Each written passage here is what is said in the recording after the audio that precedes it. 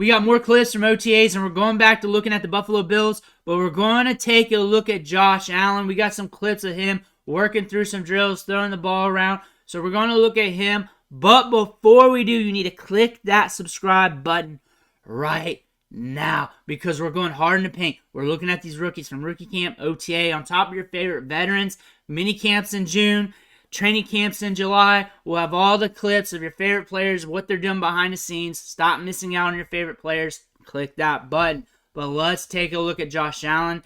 We run through these clips a few times, talking ball on the Bills as well. 45 seconds. Let's let it rip. First way through these clips, we'll just watch him throw the ball around. Again, it's Josh Allen. It's going to look good. And it's him playing pitch and catch. And I'll say this. Pitch and catch should look like pitch and catch. It's looking like pitch and catch there. There's Ray Davis. There's Ray Davis. Buffalo Bills, please drop some Ray Davis clips. I got one. I need one more to make it an actual video. If I don't get it, I will still do the video. But I got one. I want more, though. Please.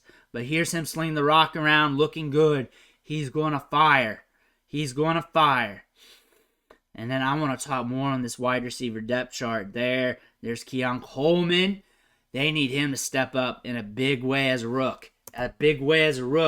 But really, when you look at this offense, it's very intriguing because you got Keon Coleman, obviously, Curtis Samuel, Khalil Shakir, who was a deep threat last year, always been a deep threat, good ball skills. You got in Mac Hollins. Mac Hollins is this surprise wide receiver. He always pops off for a few good games every year. Last year with Atlanta, he had some games where he was getting a lot of opportunity. Then with the Raiders prior to that, he had a few games where he was somewhat productive. Chase Claypool, good size, adjusted athleticism, a guy you want to pay attention to. Then after that, you got some jabronis. You got MVS on there, size, adjusted athleticism, good deep speed. So the depth chart's telling us that, hey, we want wide receivers that can get deep downfield, that can stretch it, and we want Josh Allen to sling the rock. Because look at these wide receivers here. Chase Claypool, Keon Coleman. Curtis Samuel's got speed, but he's good on the short game. Khalil Shakir, we know he's good on the deep ball. MVS, what else are you going to use him for? They want to throw the deep ball. Josh Allen wants to throw the deep ball. So they are trying to get wide receivers that fit his skill set, which is very smart. I don't think anyone has pointed that out, but as they're moneyballing the wide receiver depth chart, they're trying to get those wide receivers on the market that fits Josh Allen the most, and they're trying to make it work. Keon Coleman gets downfield and has tremendous ball skills. The ball's in the air.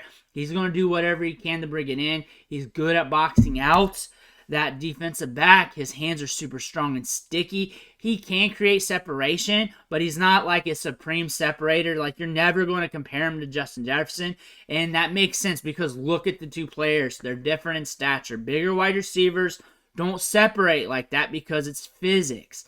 There's going to be a little extra drift here and there on his breaks, but those wide receivers that can do that, they can't rise up when the ball's in the air. They don't have the sticky hands. They're not strong at the catch point like he is. He's different. He separates vertically too. You also got to understand it's a 3D plane of separation. You can separate up here as well, which he can. He doesn't need to separate because he's really strong at the catch point, and he needs a gangster quarterback that doesn't care. A la Josh Allen. He's going to sling it anyway. So this is a perfect marriage between the quarterback and wide receiver, which you love to see here. Because honestly, if Keon Coleman went to the Cowboys, had to play with Dak Prescott, where Prescott's a little bit conservative when he slings the rock around, unless it's CeeDee Lamb, I don't think targets are going his way that often. But I think he can get targets in this offense. I think he can get flooded with volume. Curtis Samuel underneath, he's going to give you yards after the catch. A dependable veteran, a guy that can lead this depth chart. Khalil Shakir's been here for a bit. He can get downfield. He's got good ball skills. This is his time to prove what he can do. But he was a tremendous prospect from Boise State, and the fact that he can stay this high on the depth chart is letting you know that he's got some talent. Mac Hollins has been a surprise wide receiver, and he commands a larger average depth of target. He fits well with Josh Allen. Chase Claypool has been circling the league right now as a vulture, looking at these wide receiver depth charts. He has not been able to latch in as a top-tier wide receiver, and I don't think that's ever going to happen.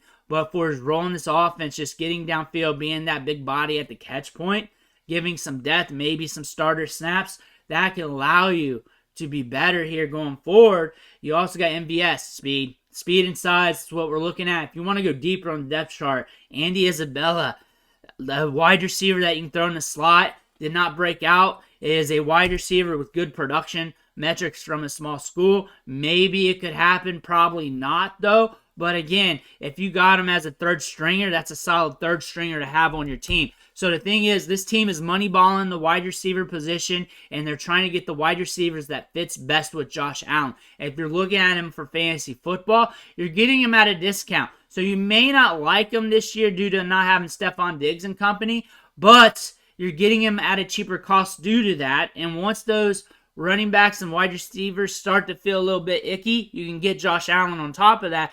And he's going to be in some games where he's going to have to sling the rock deep. He likes slinging the rock deep, which equates to fantasy points when those deep balls hit. He's also mobile. He can run the football. That's going to give him a good rushing floor. On top of that, Josh Allen is going to be cheaper in Dynasty in some leagues, but I don't think he's going to be that liquid. I just don't think he's going to be that liquid in Dynasty fantasy football.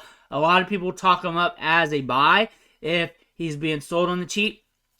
He's just going to be held. He's just going to be held in real-life trades because why? Why give up a very good quarterback in Superflex at a reduced rate when you know they're going to do whatever they can to bring in wide receivers here in the future? Keon Coleman's not going to be the only young, good wide receiver on this team. They're going to keep bringing in other wide receivers. It's just going to happen.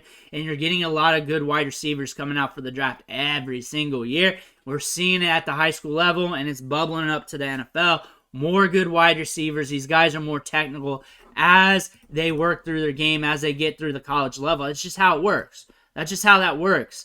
So why sell low on Josh Allen due to the perceived depth chart here when obviously maybe we do have a down year, but it's going to turn right back up. They're going to start getting more players here, and it's going to be okay. They also picked up Ray Davis. I'm very excited about him. I think him and Cook, good tandem. Last year, the running back position, right? They brought in the ghost of Leonard Fournette, and he was walking around the facility for a few weeks, and everybody was excited about that. That's all you need to know about the Bills' running back depth chart. And now they brought in Ray Davis, solid between the tackles, catch the ball great in space. I think he's going to be a good running back to fit with Cook. I think this is going to be a good tandem. I look for him to be very productive with the Bills. I look for him to have a lot of upside. I'm not low on Josh Allen. I think Josh Allen still has some goods, and I'm very interested in this Bills offense. This is a team that we're going to look at a lot this offseason. Let me know what you think in the comments below. Make sure to hit that subscribe button on the way out. One thing for watching. Catch you on the next video.